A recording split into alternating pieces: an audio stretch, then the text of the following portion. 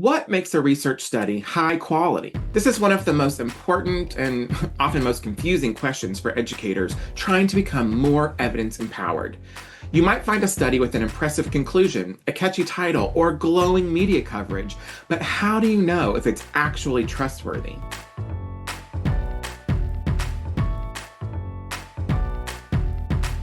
Hi, friends. I'm Matthew Courtney, and I've spent over 15 years helping educators understand, apply, and lead with evidence based decision making. Today, I'm going to give you a simple framework to help you judge the quality of educational research without needing a degree in research design or statistics. Let's start with the basic truth. Not all research is created equal. Just because something is published doesn't mean it's strong. And just because something looks complex doesn't mean it's correct. That's why we need to be thoughtful, not just impressed. So here's a practical set of questions to help you assess whether a research study is high quality and worth trusting in your decision making. Question 1. Was the study peer reviewed? Peer reviewed studies are evaluated by experts before they're published. Now, that doesn't guarantee perfection, but it does mean that research has passed a basic test of rigor and credibility.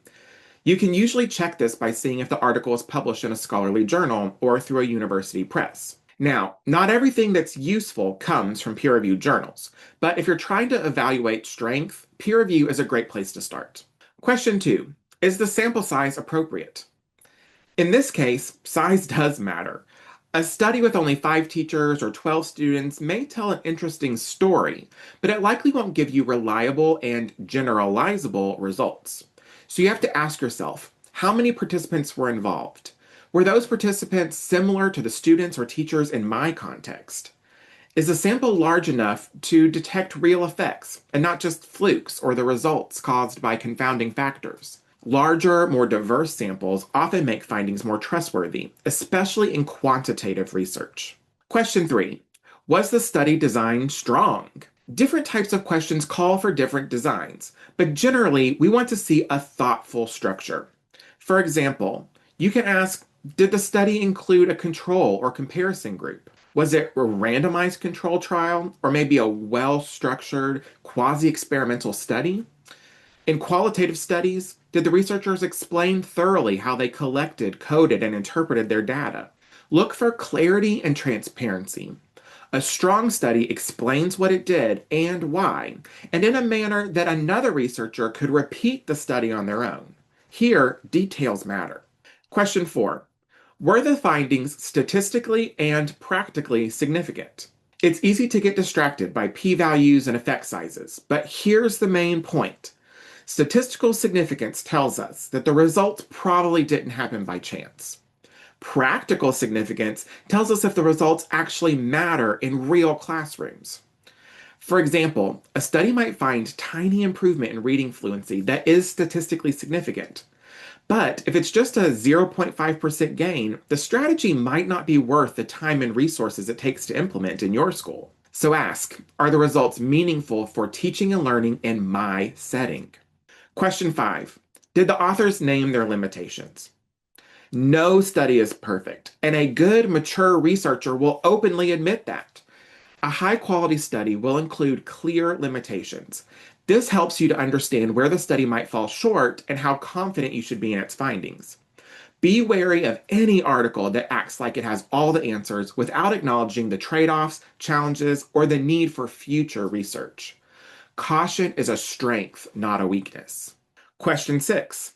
Is it current and relevant to your context? Some older studies are still incredibly useful, but if a study is more than 10 or 15 years old, check to see if the conditions or technologies might have changed. This is especially true in today's post-pandemic environment. Always ask yourself, was this study done in a school or community like mine? Research done in a large urban district might not translate directly to a small rural school, and vice versa. Relevance matters just as much as rigor. And here's a bonus tip. If you're still feeling overwhelmed, use research clearinghouses and evidence rating tools to speed up your verification process. Sites like the What Works Clearinghouse, Evidence for ESSA, and Research Ed summarize and rate research for educators. They can save you time and point you to studies with stronger designs and higher practical value. To wrap it up, a high-quality study usually checks most of these boxes. It's peer-reviewed. It has a strong sample and design. It has meaningful findings. It lists clear limitations, and it's relevant to your context. Look, you don't need to be perfect at this. You just need to be intentional. When you understand what makes research strong, you can lead more confidently, make smarter choices, and help your team do the same.